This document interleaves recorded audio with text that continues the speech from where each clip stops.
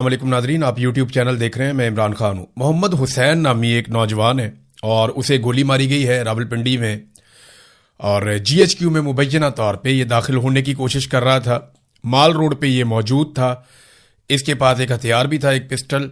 और जो पहले पुलिस का स्टेटमेंट है वो मैं आपको बताता हूँ, क्योंकि ये एक छोटा मोटा मामला नहीं है। इसको बात को मेरे ख्याल में बहुत फैलाया जाएगा और उसकी तैयारी भी शुरू हो गई है। पुलिस का जो स्टेटमेंट है वो ये है कि मोरखा 11 अगस्त 2026 को दिन के वक्त 11:15 पे यानी 11:15 बजे सुबह माल रोड रावलपिंडी में मोहम्मद हुसैन नामी शख्स ने सिक्योरिटी फोर्सेस पर फायरिंग कर दी। ये रावलपिंडी पुलिस के तर्जुमान का बयान है। फायरिंग के नतीजे में सिक्योरिटी फोर्सेस की पेट्रोलिंग टीम का एक अहलकार जख्मी हो गया। अच्छा, ये पेट्रोलिंग टीम है और माल रोड बता रहे हैं। कुछ लोग ये क्लेम कर रहे हैं कि जीएचक्यू के अंदर दाखिल हो रहा था। वैसे एरिया तो वो एक ही है। तो अब ये एग्जैक्टली किस जगह पे हुआ, इसकी तो सीसीटीवी फुटेज आएगी तो पता चलेगा कि ये वाकया किस तरीके से हुआ। सिक्योरिटी फोर्सेस ने बरवक्त कार्रवाई करते हुए हमला आवर मोहम्मद हुसैन को जवाबी फायरिंग करके जहन्नुम वासिल कर दिया।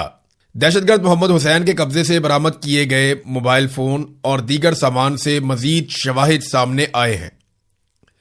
दहशतगर्द मोहम्मद हुसैन का ताल्लुक एक मखसूस सियासी जमात से था, ये जनाब रावलपिंडी पुलिस ने कहा। अच्छा, इसके फौरी बाद होता क्या है कि बड़े पैमाने पे कुछ वीडियो सर्कुलेट करती हैं, कुछ तस्वीर सर्कुलेट करती हैं और उसमें दिखाया जाता है कि जो हमला आवर है इसके पास एक पिस्तौल मिला है और उसके अलावा इसके पास से एक झंडा पाकिस्तान तहरीक इंसाफ का वो बरामद हुआ है और एक मास्क के अंदर इसकी तस्वीर भी दिखाई गई। यानी इसकी कुछ वीडियोज हैं, कुछ तस्वीर हैं, सोशल मीडिया पे आपको पता है आजकल सारे लोग डालते हैं। तो उसमें यह दिखाया जा रहा है कि यह बहुत बड़ा दहशतगर्द है। इसने माजी में गुलेल भी चलाई हुई है। ये गुलेल के साथ जो है वो पत्थर फेंक रहा था माजी में। और चंद ही मिनटों में इसकी सारी वीडियोज पुरानी जो है वो हासिल कर ली गई सोशल मीडिया से और वो चलाई गई। उसमें दिखाया गया कि ये एक जगह पे कहीं गुलेल चला रहा है, एक जगह पे कोई मास्क इसने पहना हुआ है और जो सियासी जमातों के कारकुन वहां पे कारखानों मार्केट है वहां से ले लेते हैं जाके आंसू गैस से बचने के लिए, और पॉलिटिकल पार्टीज के पास भी ये होते हैं। तो पुलिस का स्टेटमेंट मैंने आपको बताया कि पुलिस ये कह रही है कि इस तरीके से ये वकूआ हुआ। कुछ लोग ये कह रहे हैं कि जीएचक्यू के अंदर दाखिल हो रहा था। ये मोहम्मद हुसैन है कौन, इसके बारे में किसी ने अभी तक पता नहीं किया। हमारे कुछ सहाफी दोस्त हैं, उनसे मैंने राब्ता किया और मैंने कहा जी फौरी तौर पे जो इसका बैकग्राउंड है वो चेक करें, इसका घर कहां पे है, ये रहता कहां पे है, क्योंकि इसको जोड़ा गया सुहेल अफरीदी के इलाके से और ये कहा गया कि ये सुहेल अफरीदी का ताल्लुक वाला आदमी है। बल्कि ये भी दावा किया गया कि ये सुहेल अफरीदी के साथ राब्ते में था और ये उन अकाउंटों से ट्वीट्स हुए जो अकाउंट पाकिस्तान की मिलिट्री एस्टेब्लिशमेंट की ईमा के ऊपर रोजाना की बुनियाद पर ट्वीट करते रहते हैं। अब जब इसके इलाके का हमने पता करवाया तो इसका ताल्लुक खैबर पख्तूनख्वा से, खैबर के इलाके से और वजीर आला के इलाके से ही है। मलक दीन खेल एक एरिया है जो ऑपरेशन से मुतासरा इलाकों में से एक है। यानी ये आदमी और इसकी फैमिली जो मिलिट्री ऑपरेशन है उससे मुतासरा लोगों में से एक है। मलक दीन खेल के इलाके में अगर आप जाए ना तो वहां पे आपको हर 10 में से 9 या 10 बंदे आपको पाकिस्तान तहरीक इंसाफ के ही मिलते हैं। वहां पे आपको 2 ही झंडे नजर आते हैं, एक पाकिस्तान का और एक तहरीक इंसाफ का। और ये वो इलाका है जहां पे पाकिस्तान तहरीक इंसाफ का झंडा दुकान पे बिकता है। नॉर्मली जो पॉलिटिकल पार्टीज है वो अपने झंडे मुफ्त देती हैं, लेकिन यहां पे पाकिस्तान तहरीक इंसाफ का झंडा जो है वो दुकान पे बिकता है और लोग खरीद के अपने साथ रखते हैं। तो वाबस्तगी ऐसी जबरदस्त है पीटीआई के साथ। तो ये भी पाकिस्तान तहरीक इंसाफ का दीवाना था। ये नौजवान बहुत ज्यादा पाकिस्तान तहरीक इंसाफ को पसंद करता है, हर तहरीक के अंदर जाता रहा। जैसे बाकी नौजवान अपनी वीडियोस लगाते हैं, ये भी अपनी वीडियोस लगाता रहा सोशल मीडिया पे। ये कोई ओहदे शोदे पे नहीं रहा। इसकी उम्र जो इसकी अब, क्योंकि वहां पे जो खैबर राइफल्स के हेड ने राब्ता किया, यानी जब ये बंदा वहां पे मारा गया इस्लामाबाद रावलपिंडी में, तो खैबर राइफल्स का जो हेड है उसने राब्ता किया इसके खानदान से और पूरी कौम के लोग इकट्ठे होकर जाकर उनसे मिले। अब उन्होंने जो मालूमात वो कौम के लोगों ने दी है वहां पे जाके खैबर राइफल के हेड को, या वहां जाके उन्होंने जो बताया और जो इलाके से मालूमात इकट्ठी हुई है वो मैं आपके सामने रखता हूं। ये जो नौजवान है इसका एक भाई सरकारी मुलाजिम भी है, 2 भाई इसके जो है वो बैरून मुल्क भी रहते हैं, पाकिस्तान से बाहर रहते हैं। इसकी जो उम्र है वो गलत बताई गई है, उम्र 18-19 साल तक इसकी उम्र है, इससे बड़ी उम्र इसकी नहीं है, इसकी फैमिली ये बता रही है। कल सुबह 10-11 बजे तक, यानी जब ये इसको कत्ल किया गया इस्लामाबाद में, उससे एक दिन पहले सुबह 10-11 बजे तक ये अपने घर में मौजूद था वहां खैबर में। एक और चीज जो इसके बारे में बताई कि ये ज़हनी तौर पे बीमार था, और इन लोगों का एक प्रॉब्लम है कि इनको दौरे पड़ते हैं, यानी इनकी फैमिली के अंदर ये इशू है कि ये स्ट्रेस मैनेज नहीं कर सकते। ये होता है, जो लोग साइकोलॉजी को जानते हैं या जो साइकेट्रिस्ट हैं उनको आइडिया हो गया कि मैं क्या बात कर रहा हूं।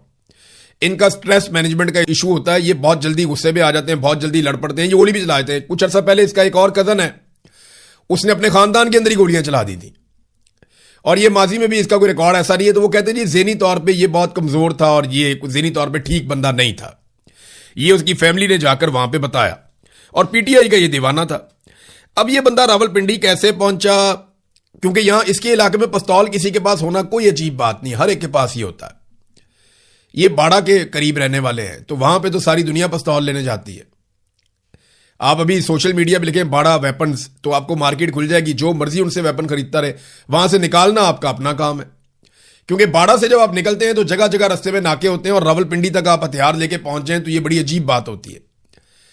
लेकिन ये नौजवान के पास पिस्तौल कहां से आया, इसके बारे में अभी कोई पक्की इंफॉर्मेशन नहीं है, लेकिन वहां पे किसी के पास पिस्तौल होना ये कोई अजीब बात भी नहीं है। वहां बाड़ा में या खैबर में किसी के पास पिस्तौल होना कोई अजीब बात नहीं है।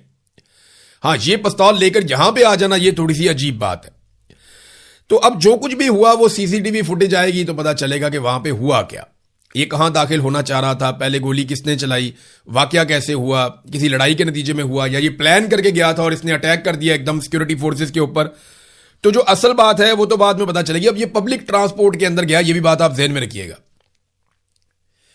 जो अभी तक सोर्सेज ने बताया वो यही बताया कि ये किसी पब्लिक ट्रांसपोर्ट पे गया है, इसके बाद अपनी कोई ट्रांसपोर्ट भी नहीं है जिसपे बैठ के ये रावलपिंडी तक जा सके। तो ये है नाजरीन अब तक जो हमें सूरत-ए-हाल पता चली है इस लड़के के बारे में, मोहम्मद हुसैन के बारे में। पीटीआई का कारकुन है, ज़हनी तौर पे कमजोर है, और ये स्ट्रेस मैनेजमेंट के इसके इश्यूज हैं जो माजी में भी रहे, और इसके अलावा इसकी अपनी फैमिली के अंदर भी इस किस्म के इश्यूज होते हैं। दो भाई इसके बैरून मुल्क हैं, और पूरी कौम ने जाकर बाकायदा सरकार को बताया कि जनाब ये ऐसा नहीं। अब ये कहा गया कि सुहेल अफरीदी से ये राब्ते में था। जब खबर दी गई तो उससे ऐसा तासुर बना कि जैसे जब ये गोली चलाने गया जीएचक्यू के ऊपर हमला हुआ तो उस वक्त सुहेल अफरीदी इसको फोन पे इंस्ट्रक्शन दे रहे थे कि जनाब अंदर बढ़ जाओ, जाके मार दो सारों को, ये कर दो वो कर दो। ऐसा नहीं है। जो टाउट्स ने बयानियां बनाया उसको इस तरीके से सनसनीखेज बनाने की कोशिश की गई जैसे 9 मई को सनसनीखेज बनाया गया था, और एक पूरे फॉल्स फ्लैग ऑपरेशन को उठा के एक पॉलिटिकल पार्टी के खाते में डाल दिया था। ये उसी तरह की कार्रवाई करने की कोशिश की गई है। सुहेल अफरीदी से इसका जो एक राब्ता रजिस्टर्ड हुआ वो 2024 की जनवरी में हुआ था। कि जनवरी 2024 में अब तक की इतला के मुताबिक जो इंफॉर्मेशन बाहर आई, जनवरी 2024 में इसका सुहेल अफरीदी से राब्ता हुआ था इलेक्शन से पहले, और इलेक्शन से पहले तमाम लोगों से ही राब्ते करते रहते हैं, जो मर्जी जिसको मर्जी टेलीफोन कर लेता है।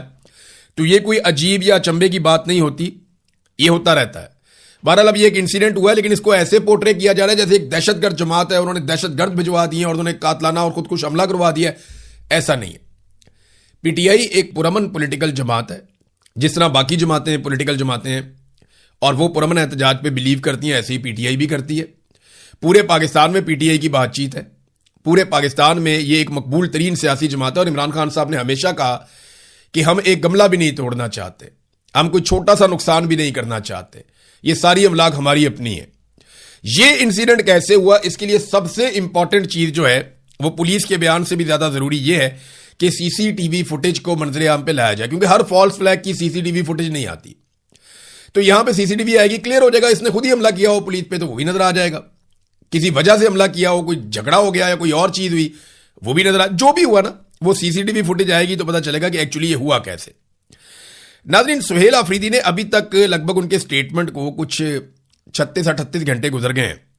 उन्होंने अभी तक ना तो सेक्टर कमांडर का नाम लिया कि वो कौन सा सेक्टर कमांडर था जिसने उन्हें धमकी लगाई, उसकी जरूरत कैसे हुई कि एक मुंतखब वजीर आला को एक सरकारी मुलाजिम जो है, जो तनख्वाहदार मुलाजिम है, वो धमकी लगा रहा है कि तुमने अगर लॉन्ग मार्च का ऐलान किया तो हम तुम्हें नाअहल कर देंगे। उस सेक्टर कमांडर का नाम लेने की जरूरत अभी तक सुहेल अफरीदी साहब ने नहीं की, उनको लेना चाहिए, और ना ही उन्होंने कार्रवाई शुरू की है। तो फिर अगर वो ये इतना सा काम नहीं कर सकते, यानी तहरीक चलानी है आसिम मुनीर के खिलाफ, नाम सेक्टर कमांडर का नहीं ले सकते, ये बहुत जरूरी है। अगर तो इन्होंने इस सिस्टम को टैकल करना है, तो इमरान खान साहब एक बात कहते थे कि जो तुम्हें धमकी दे वापस धमकी दो उसको, जो तुम्हें डराए उसको एक्सपोज करो। इमरान खान साहब ये बार बार कहते थे। तो सुहेल अफरीदी साहब को कम से कम यहां पे स्टैंड लेना चाहिए, और उनको एक इजलास बुलाना चाहिए सूबाई असेंबली का, वहां पे करारदाद भी आनी चाहिए, सेक्टर कमांडर को एक्सपोज करना चाहिए ताकि आइंदा वो ऐसा ना कर सके।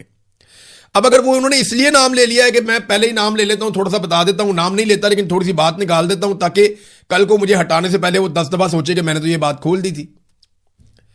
तो ये अगर इस तरह उन्होंने इस्तेमाल किया तो एक अलग बात है। देखिए, सुहेल अफरीदी को सियासी शहीद बनने की बजाय जो है तहरीक के लिए स्ट्रीट मूवमेंट चलानी चाहिए, जिसका इमरान खान साहब ने लगभग 1 साल पहले कहा था कि ये चलाई जाए। अब जब सुहेल अफरीदी ने ये नाम लिया था ना, अब मुझे वहां पे सहाफियों ने एक दो चीजें बताई। उन्होंने कहा अब सुहेल अफरीदी ने ये नाम लिया ना कि सेक्टर कमांडर ने मुझे धमकी लगाई है, तो बाद में पीटीआई के लोग पीछे आए सहाफियों के और उन्होंने बाद में कहा, सफाइयां देते रहे कि जनाब ये तो मुंह से निकल गई बात, स्लिप ऑफ टंग हो गई, हम ये बात करना नहीं चाहते थे, हमारे मुंह से ये बात निकल गई। भाई निकल गई है तो अब उसके ऊपर पैरा दें और आप बताएं कि किसने किया, क्यों किया, कैसे किया, किस वक्त किया और उस पर कानूनी कार्रवाई कौन सी होनी चाहिए। एक और चीज मैं सुहेल अफरीदी साहब से गुजारिश करना चाहता हूं और वो इस बात पे तवज्जो दें। मुझे 1 नहीं, 2 नहीं, 3 नहीं, ज्यादा लोगों ने और बार बार ये बातें बताई हैं, अलग अलग सोर्सेज ने ये बातें बताई हैं कि अब्दुल हादी उर्फ पतंग और एक हैं जनाब नवीद साहब जो इनके भाई हैं सुहेल अफरीदी के, और एक इदरीस साहब है जो गालिबन इनके चचा हैं। मेरी सिर्फ इतनी गुजारिश है कि अभी तहरीक का टाइम है, आप इन पे नजर रखें और ना सिर्फ इनके ऊपर नजर रखें बल्कि आप इन्हें कंट्रोल करें। ये लोग लगातार जो कर रहे हैं वो कोई भी पॉलिटिकल आदमी कभी भी बर्दाश्त नहीं कर सकेगा, उसका बोझ नहीं उठा सकेगा। ये लोग सुहेल अफरीदी के रिश्तेदार हैं, अब्दुल हादी उर्फ पतंग हैं, इदरीस नामी है उनके चचा है गालबन, फिर एक उनके भाई भी हैं। तो इन चीजों का ख्याल रखना पड़ेगा उन्हें, उनका करियर अभी शुरू हुआ है। उस्मान बुज़दार के रिश्तेदार पागल हो गए थे, अंधाधुंध वो पैसा बनाने के चक्कर में वो अजीब तरीके से लग गए थे, लेकिन उस वक्त इमरान खान साहब बाहर थे, हमने इसको रिपोर्ट किया, उन्होंने एक्शन भी लिया था। लेकिन सुहेल अफरीदी साहब को ये चीजें खुद ही करनी पड़ेंगी, इस पे वो तवज्जो दें, वरना उनके लिए ना मुस्तकबिल में बड़े मसाइल हो जाएंगे। इमरान खान साहब की बहनें गई थी मिलने के लिए अपने भाई को, आज फिर मुलाकात नहीं करवाई गई, अभी तक तो मुलाकात नहीं हुई, तो रात हो गई अब तो एक मरतबा फिर मुलाकात नहीं हुई इमरान खान साहब की उनकी बहनों से। सारी कोशिशें करके उन्होंने देख ली, ये कैदे तन्हाई खत्म नहीं हो रही, ना ही अदालत कोई सहूलत दे रही है। पाकिस्तान तहरीक इंसाफ ने सुप्रीम कोर्ट के बाहर एहतजाज किया, सारे इकट्ठे हुए, फिर एहतजाज को कॉल ऑफ किया गया जब अदालत ने एक तारीख दे दी कि ठीक है जी हम ये केस लगा देते हैं इमरान खान साहब की मुलाकात के हवाले से, कैदे तन्हाई के हवाले से। तो मामला यहां तक पहुंच गए हैं कि सारी कोशिशें करके देख लेते हैं, लेकिन क्योंकि एक शख्स ने फैसला किया हुआ कि मैंने मुलाकात नहीं होने देनी, तो कोई कानून, कोई अदालत, कोई इदारा, कोई पार्लिमान, कोई वजीर आजम, कोई कैबिनेट मेंबर, कोई अवामी एहतजाज दबाव, कोई चीज जो है, कोई लॉ बुक वो उसको वायलेट नहीं कर सकती जो फर्द वाहिद का हुक्म है। इसको डिक्टेटरशिप नहीं कहेंगे तो आप क्या कहेंगे। नाज़रीन, 13 और 14 अगस्त की दरमियानी रात पाकिस्तान तहरीक इंसाफ ने अनाउंस किया कि पाकिस्तानी निकलेंगे और इमरान खान के साथ इज़हार यकजहती करेंगे। अब ये क्योंकि जश्न की रात होती है, वैसे ही पाकिस्तानी निकलते हैं, तो पाकिस्तान तहरीक इंसाफ के झंडे जितने ज्यादा नजर आएंगे उतना ज्यादा पता चलेगा कि पाकिस्तान तहरीक इंसाफ किस शिद्दत के साथ शहरों में निकली है और किस तरीके से वो एहतजाज भी कर रही है और इमरान खान साहब के हक में एहतजाज भी कर रही है और साथ में अपनी जश्न आज़ादी को भी सेलिब्रेट कर रही है। तो ये 13 और 14 अगस्त की दरमियानी रात को निकलने के लिए पाकिस्तान तहरीक इंसाफ ने अनाउंसमेंट की है। एक और चीज नाज़रीन मैं आपके साथ शेयर करता हूं, ये इधर सलमान अकरम राजा साहब बड़े सीनियर आदमी हैं, बड़े जबरदस्त वकील हैं, बड़ी शानदार इनकी वकालत है, बड़ा लंबा इनका करियर है और लड़ाई इनकी हो रही है मिशाल यूसुफजई से। मैं हैरान हो जाता हूं कि ये किस लेवल पे क्या लड़ाइयां चल रही हैं। इनकी एस्टेब्लिशमेंट ने अजीबोगरीब किस्म के पाकिस्तान में खेल खेले हैं, अजीबोगरीब ही सूरत हाल पाकिस्तान में रहती है। ये मिशाल यूसुफजई का या सलमान अकरम राजा साहब का बनता है उनके साथ लड़ना, या ये लड़ाई बनती नहीं है। वो पार्टी के सेक्रेटरी जनरल हैं, वो फैसला करें। माजी में भी उन्हें कहा गया फैसला करो, वो फैसला नहीं कर पाए। मेरे ख्याल में सलमान अकरम राजा साहब को शायद सियासत की इस बात की समझ ही नहीं आई कि जितना ज्यादा आप गुंजाइश निकालते जाते हैं उतना ज्यादा आपके लिए प्रॉब्लम होती जाती है। तो अब सूरत हाल ये है कि दोनों आगे आमने सामने खड़े हुए और पाकिस्तान का मीडिया इनको दिखा रहा है। आप दोनों की औकात का, दोनों की हैसियत का फर्क चेक करें, दोनों की उम्र का और तजर्बे का फर्क चेक करें। एक तरफ कहां पे पाकिस्तान का शानदार वकील, जिसका पाकिस्तान में आप टॉप 10 वकला के अंदर आप नाम ले सकते हैं, जिसका नाम जो है वो वकला में भी शानदार है और उसकी अपनी एक करैक्टर भी है, और दूसरी तरफ एक ऐसी खातून जिन्हें हम कल तक जानते भी नहीं थे और उनकी कोई स्ट्रगल भी नहीं है और उनके पीछे कुछ डेप्थ भी नहीं है। लेकिन आप गौर कर लें, कि चल क्या रहा है। तो ये सलमान अकरम राजा साहब को ये चीजें बहुत जल्दी सीख लेनी चाहिए थी। लाहौर टाउनशिप में नाजरीन एक वाकया हुआ, 2 खवातीन को पकड़ के लाया गया चोरी के इल्जाम में। दोनों खवातीन की वीडियो भी है, वो ठीक थी। फिर पता नहीं उनके साथ क्या हुआ, थाने में दोनों मर गई। और फिर पुलिस ने क्या किया कि भारी नफरी के साथ उनको उनके आबाई इलाके में पहुंचा के दफना दिया जबरदस्ती।